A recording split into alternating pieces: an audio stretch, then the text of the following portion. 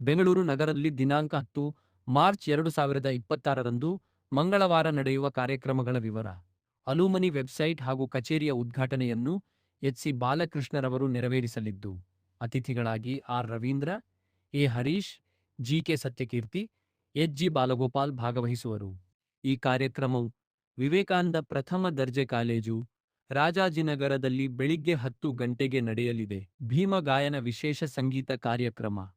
ಉದ್ಘಾಟನೆಯನ್ನು ಉಪಮುಖ್ಯಮಂತ್ರಿ ಡಿ.ಕೆ. ಶಿವಕುಮಾರ್ ನೆರವೇರಿಸಲಿದ್ದು, ಅಧ್ಯಕ್ಷತೆಯನ್ನು ರಿಜ್ವಾನ್ ಅರ್ಷದ್ ವಹಿಸುವರು.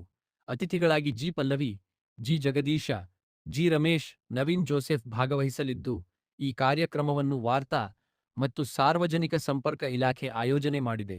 ಸ್ಥಳ: ಜ್ಞಾನಜ್ಯೋತಿ ಸಭಾಂಗಣ, ಡಾಕ್ಟರ್ ಮನಮೋಹನ್ ಸಿಂಗ್, ಬೆಂಗಳೂರು ನಗರ ವಿಶ್ವವಿದ್ಯಾಲಯ. ಸಮಯ ಬೆಳಿಗ್ಗೆ 10 ಗಂಟೆಗೆ. ಅಂತಾರಾಷ್ಟ್ರೀಯ ಮಹಿಳಾ ದಿನಾಚರಣೆ ಅಂಗವಾಗಿ ನಂದಿನಿ ಕುಮಾರಿ ಮಹಿಳಾ ಕೃಷಿ ಉದ್ಯಮಿ ಪ್ರಶಸ್ತಿ ಪ್ರದಾನ ಕಾರ್ಯಕ್ರಮವನ್ನು ಆಯೋಜಿಸಲಾಗಿದೆ. ಉದ್ಘಾಟನೆಯನ್ನು ಉಮಾ ಮಹದೇವನ್ ನೆರವೇರಿಸುವರು. ಅಧ್ಯಕ್ಷತೆಯನ್ನು ಎ.ಬಿ. ಪಾಟೀಲ ವಹಿಸುವರು.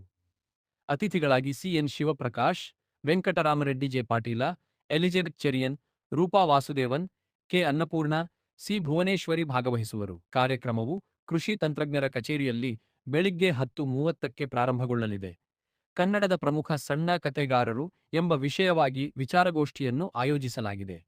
ಉದ್ಘಾಟನೆಯನ್ನು ಬಸವರಾಜ ಕಲ್ಗುಯಿ, ಅಧ್ಯಕ್ಷತೆಯನ್ನು ಎಜಾಜ್ ಅಹಮದ್ ಖಾನ್ ವಹಿಸುವರು. ಈ ಕಾರ್ಯಕ್ರಮವನ್ನು ಕೇಂದ್ರ ಸಾಹಿತ್ಯ ಅಕಾಡೆಮಿ ಆಯೋಜಿಸಿದೆ. ಸ್ಥಳ: ಸರ್ಕಾರಿ ಆರ್.ಸಿ. ಕಾಲೇಜು, ಅರಮನೆ ರಸ್ತೆ.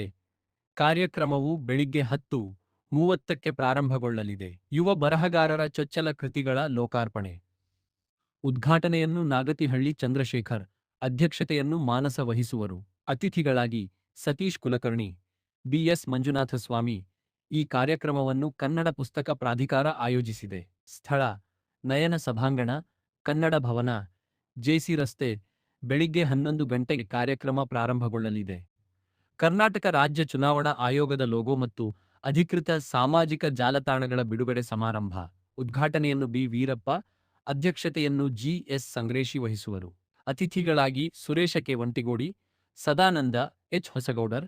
ಕಾರ್ಯಕ್ರಮವು ರಾಜ್ಯ ಚುನಾವಣಾ ಆಯೋಗ, ಬಳ್ಳಾರಿ ರಸ್ತೆಯಲ್ಲಿ ಬೆಳಿಗ್ಗೆ 11:30ಕ್ಕೆ ಪ್ರಾರಂಭಗೊಳ್ಳಲಿದೆ.